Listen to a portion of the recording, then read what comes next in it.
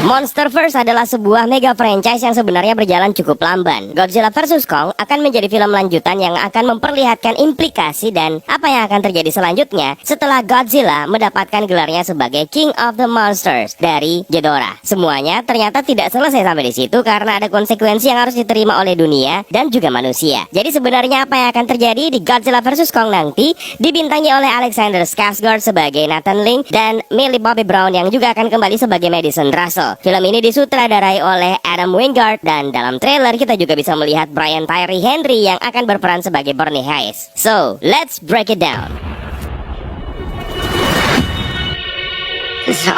Trailer ini diawali dengan memperlihatkan sebuah kota yang hancur akibat invasi dari Godzilla. Warga sipil terlihat kabur dari serangan Godzilla tersebut menuju ke stasiun kereta bawah tanah. Untuk lokasinya sendiri, kalau melihat dari arsitektur bangunannya, sepertinya ini masih tetap berada di Amerika, namun entah di kota mana. Pertanyaannya, apakah Godzilla yang menghancurkan kota ini atau monster yang terlihat mirip dengan Godzilla? Kalau kita lihat lebih detail lagi, sepertinya ini bukanlah Godzilla, melainkan sebuah Titan yang diciptakan oleh manusia yang sudah pernah kita bahas sebelumnya. Meskipun belum terkonfirmasi, namun kita mencurigai kalau ini adalah perbuatan dari Mecha Godzilla. Struktur komposisi tubuhnya sendiri terlihat tidak menggunakan kulit makhluk hidup seperti Godzilla, melainkan berbahan mirip besi atau baja. Tapi jangan percaya hal tersebut begitu saja sampai akhirnya kita melihat langsung di filmnya nanti. Adegan awal dalam trailer ini sendiri sepertinya memang akan mengatur konflik yang akan terjadi di sepanjang film Godzilla vs Kong. Chaos yang terjadi benar-benar membuat manusia panik, berhamburan keluar sampai bahkan berjatuhan untuk kabur dari kehancuran yang diakibatkan oleh makhluk ini. Dalam voice over sendiri mengungkapkan bahwa Monarch sepertinya memiliki satu strategi tersisa untuk menghadapi makhluk yang dicurigai sebagai Godzilla oleh mereka. Dan senjata rahasia itu adalah Kong. We need Kong. The world needs him. Jadi sebenarnya Monarch itu sudah belajar dari pengalaman terdahulu di mana Titan hanya dapat dihentikan oleh Titan lainnya. Mereka sebelumnya mempercayai kalau Godzilla akan menjadi pelindung umat manusia. Namun sekarang sepertinya mereka membutuhkan Titan yang lain untuk menghadapi kegilaan yang diakibatkan oleh Godzilla itu sendiri. Dalam teaser Godzilla vs Kong sebelumnya, ada sebuah sulis suara yang berbeda yang menunjukkan kalau Kong digunakan sebagai umpan. Godzilla will comfort him.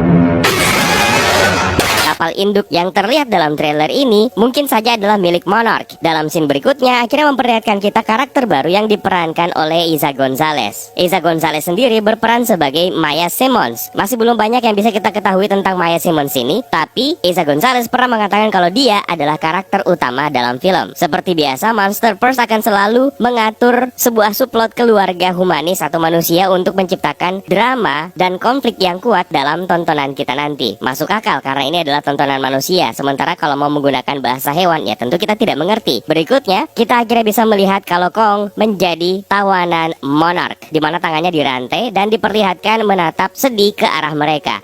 We have to take it. Entah rantai ini terbuat dari bahan apa yang bisa menahan makhluk sebesar Kong. Yang menjadi misteri dan menarik di sini, Kong terlihat tidak berontak dan berusaha kabur, yang kemudian menimbulkan pertanyaan, bagaimana bisa Monarch melakukan hal tersebut kepada Kong? Setelah itu kembali kita melihat karakter yang diperankan oleh Alexander Skarsgård yang bernama Nathan Lane, yang kelihatannya menjadi salah satu pimpinan dari Monarch. Dari beberapa foto yang telah beredar juga memberikan tampilan yang lebih lengkap dari jumpsuit yang digunakan di beberapa bagian dalam film ini, di mana di bahunya terdapat logo Monarch. Skarsgård sendiri memang tidak asing dengan peran militer seperti ini dan dia mendaftar untuk Godzilla vs Kong karena dia merasa ingin istirahat dari film-film yang dark dan pengen tampil lebih intens. Di sini dia menjelaskan betapa putus asanya situasi dalam dunia ini, di mana Monarch percaya kalau Kong adalah last chance atau kesempatan terakhir untuk menghadapi Godzilla. Pasukan dan armada dari Monarch sendiri diperkuat oleh jet tempur yang menunjukkan bahwa umat manusia tidak hanya akan tinggal diam dan menonton pertarungan Titans, melainkan mereka juga akan bergabung membentuk sebuah aliansi bersama dengan Kong untuk menghadapi Godzilla. This child.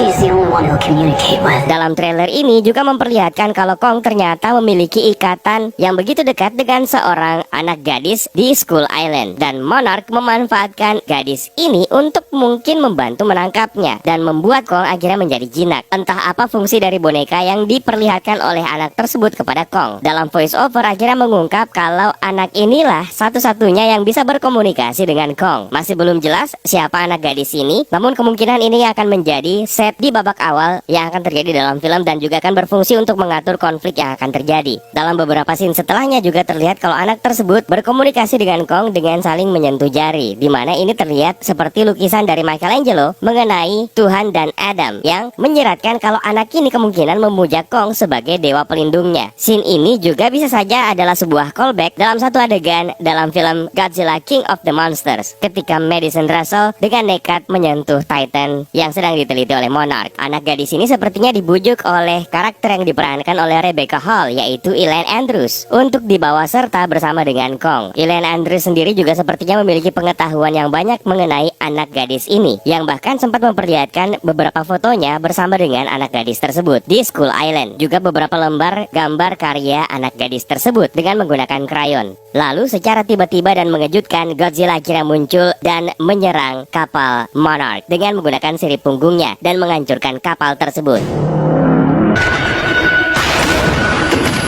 Tentu saja scene ini sangat kontras dengan apa yang terjadi di Godzilla pada tahun 2014, di mana Godzilla berenang di bawah kapal milik USS Shark namun tidak menghancurkannya dan menunjukkan bahwa Godzilla pada dasarnya tidak jahat. Dalam adegan ini, jet tempur berusaha menanggapi serangan tersebut dengan melepaskan tembakan, namun tanpa efek sedikit pun terhadap Godzilla. Sejumlah serangan yang dilancarkan oleh jet tempur tersebut ternyata malah membuat Godzilla marah dan menghancurkan mereka.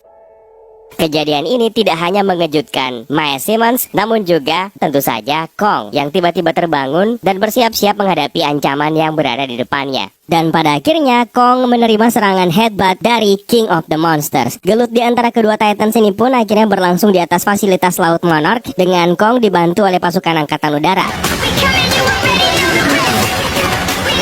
Dalam keadaan terdesak menghadapi serangkaian serangan udara di bawah laut, Godzilla akhirnya melancarkan serangan nafas atomnya yang selama ini menjadi senjata andalannya.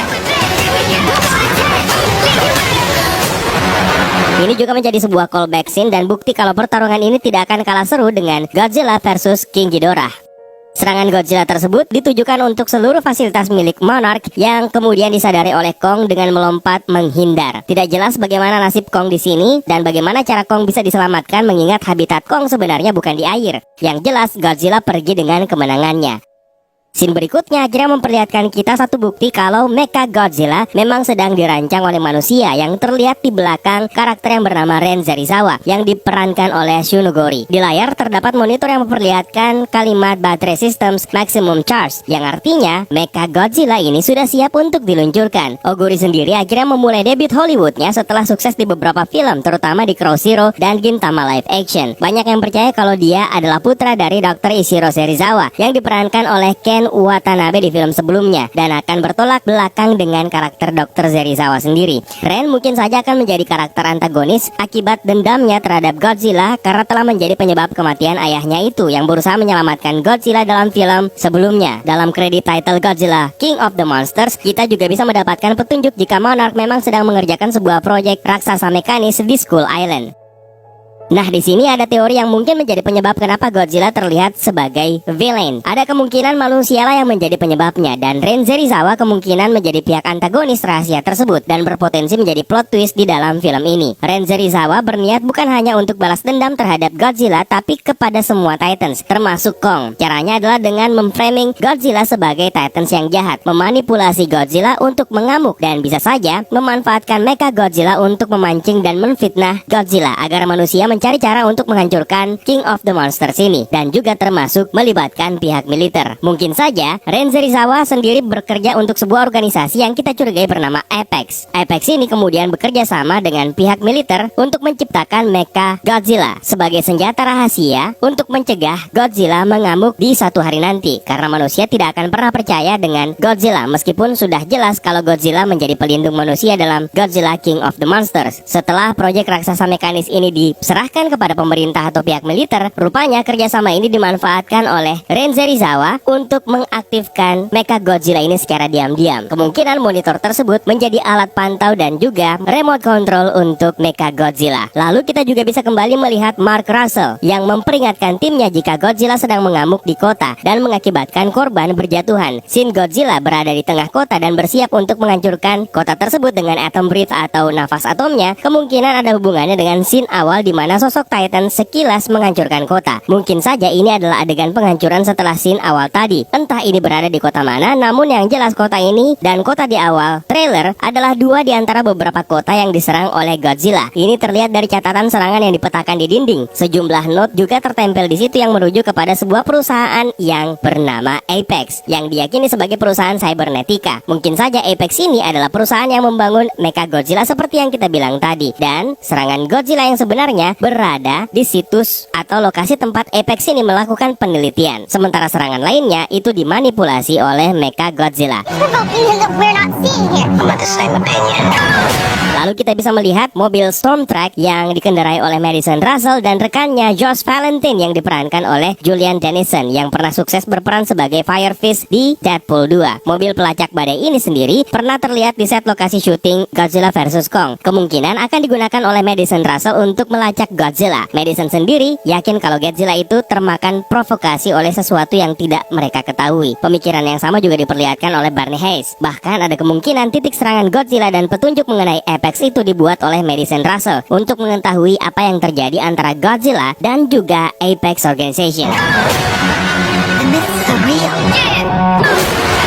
Nah, bagian akhir dari trailer inilah yang menyimpan begitu banyak misteri. Dimulai dari mitos nyata yang disebut-sebut oleh Eileen Andrews. Ada kemungkinan mitos yang dimaksud adalah legenda perang Titans kuno yang memicu terjadinya bencana hingga mengakibatkan bumi memasuki zaman es. Sebuah kisah di Hollow Earth di mana manusia purba dulunya menyembah para Titans dan mereka dahulu berkomunikasi dengan para Titans yang mereka sembah seperti dewa itu dengan cara telepati, lalu memperbudak mereka untuk saling bertempur satu sama lain hingga mempersenjatai mereka. Sayangnya ada beberapa Titans yang menyadari akal busuk manusia purba tersebut dan akhirnya terjadilah peperangan. Mitos tersebut sepertinya akan terungkap melalui Kong, jejak telapak tangan, dan juga di sampingnya terdapat sebuah senjata yang akhirnya dikonfirmasi kalau itu adalah sebuah kapak yang terbuat dari tulang Titan lainnya.